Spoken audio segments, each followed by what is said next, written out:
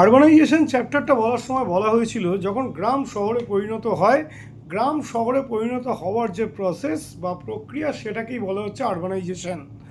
Actually গ্রাম আর শহরের পার্থক্যটা কোথায়? বেসিক কটা পয়েন্ট বললেই বোঝা যাবে গ্রাম আর শহরের পার্থক্য। যেমন যদি জনসংখ্যার ভিত্তিতে বলা হয় তাহলে গ্রামের জনসংখ্যা কিন্তু অনেক অনেক অনেক কম, শহরের জনসংখ্যা কিন্তু অনেক বেশি, বা নগরের জনসংখ্যা কিন্তু আরও বেশি। ঠিক একইভাবে যদি বলা যায় যে গ্রাম আর শহরের মধ্যে দেখবেন গ্রামের মধ্যে কিন্তু আশেপাশের যারা প্রতিবেশী তাদের মধ্যে কিন্তু একটা আন্তরিকতা থাকে, কিন্তু যত গ্রাম শহরে পরিণত হতে থাকে এই পারস্পরিক সম্পর্কটা যেন কোথাও একটা ছেদ খেয়ে যায়। এমনকি এরকমও দেখা যায় পাশের ফ্ল্যাটে কেউ আছে বা কে আছে কেউ জানেও না পাশের ফ্ল্যাটে, যেটা কিন্তু গ্রামের পরিবেশে এক কথায় ভাবাই যায় না।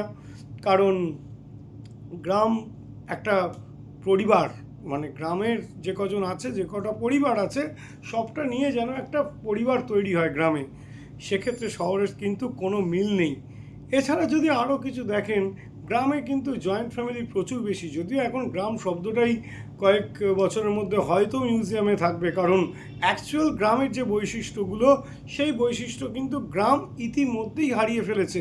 তো সেইখানে গ্রামের যে বৈশিষ্ট্যগুলো সেটা কিন্তু আজকে আর খুব কম দেখা যায়। সেখানে জয়েন্ট ফ্যামিলি কিন্তু শহরে প্রায় নেই বললেই চলে, একদম নেই বলাটা ভুল, কিন্তু প্রায় নেই বললেই চলে।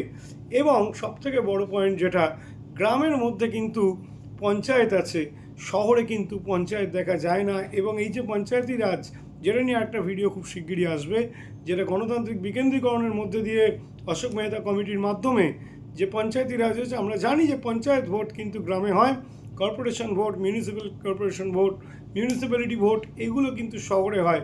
তাহলে গ্রাম আর শহরের মধ্যে কিন্তু বিস্তর ফারাক।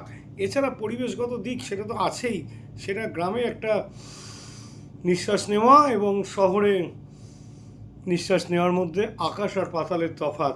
সামাজিক সম্পর্ক থেকে শুরু করে সমস্ত কিছু কিন্তু গ্রাম আর শহরের মধ্যে আকাশ পাতাল তফাৎ।